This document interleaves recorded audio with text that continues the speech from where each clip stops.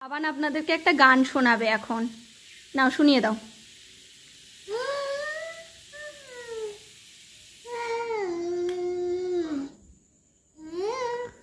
উনি ক্লাসিক্যাল গান করেন, উনি উল্টোপাল্টা গান করেন না। এখন গলা সাধছেন উনি খেলতে খেলতে। তো শুনিয়ে দাও বাবান। এখন সরগম রেয়াজ করছেন, করো।